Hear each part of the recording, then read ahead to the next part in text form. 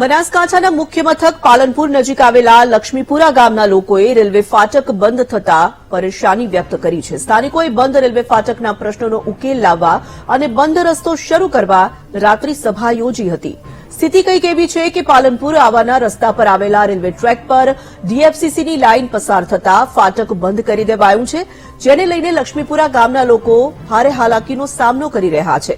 છેલ્લા કેટલાક સમયથી આ ફાટક પર ઓવરબ્રિજ કે અંડરપાસ બનાવવા અવારનવાર રજૂઆત કરાઈ હતી, છતાં કોઈ નિકાલ ન આવતા ગામ લોકોએ રાત્રિ સભા યોજી હતી। આ રાત્રિ સભામાં સ્થાનિકોએ આંદોલનની રણનીતિ ઘડી છે કે ગામના લોકો રેલી સ્વરૂપે રસ્તા પર આવશે અને કલેક્ટરને આવેદન પાઠવશે, છતાં નિરાકરણ નહીં આવે તો ઉગ્ર આંદોલન કરી ચૂંટણી બહિષ્કાર કરશે તેવી ચીમકી ઉચ્ચારી છે। અરે સમસ્યાની તો કોઈ પાર નહીં સાહેબ। સમસ્યા તો એટલી બધી છે કે જોડો એમ લાગે કે આ તોડીને ફાટક તોડીને ગાડીઓ બાડીઓ તોડી નાખીએ।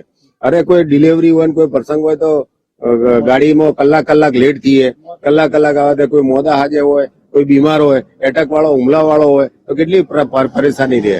એટલે ફાટક તો જોઈએ એટલે ફાટક કેન્સલ કરી અને પુલ બનાવવાનો જ છે અને કાલે આંદોલન કરવાનું છે, રેલી કાઢવાની છે અને એ સમસ્યા ફૂલ છે। અમારા ગામમાં 12 તારીખના રાત્રે ગ્રામસભા થઈ હતી।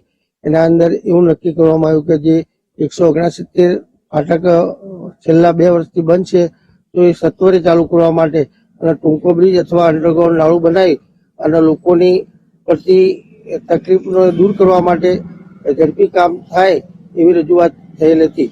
અને આ જો ફાટક બંધ ન થાય તો બાળકો જે સ્કૂલમાં જાય છે એ સ્કૂલમાં જવા વાળાને ખેડૂતોને બધાને બહુ જ તકલીફ પડે છે। લક્ષ્મીપુરા મુકામે અમારા ગામજનોની આજુબાજુ સોસાયટી વાળાઓની એક મીટિંગ કરી અને આજે એક અમદાવાદ થી પાલનપુર તરફ આવતી રેલવેની બ્રિજ નાળો જે ફાટક બંધ કરેલી છે એના લીધે એટલી બધી અગવડતા છે કે છોકરાઓને સ્કૂલ જવું હોય તો 5-5, 10-10 કિલોમીટર ફરવું પડે છે।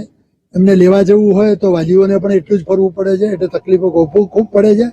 એટલે સરકાર શ્રીને અમારી એક વિનંતી છે કે આ ફાટક ઉપર રેલવે બ્રિજ વહેલામાં વહેલી તકે બને અને એમાં સરકારને પણ બને એટલો ખર્ચો ઓછો થાય એ માટે અંડરબ્રિજ બનાવે તો પહેલો પસંદગી સારી। અને બીજી પસંદગી એવી છે કે જે એક બાજુ જે 6 ધોબલાથી 8 ધોબલાથી ઉતરે છે, બીજી બાજુ એના કરતો ડબલ એરિયા અમદાવાદ હાઈવે તરફ જે કરેલો છે એને બને એટલો શોર્ટ બનાવવામાં આવે એવી અમારી માગણી છે।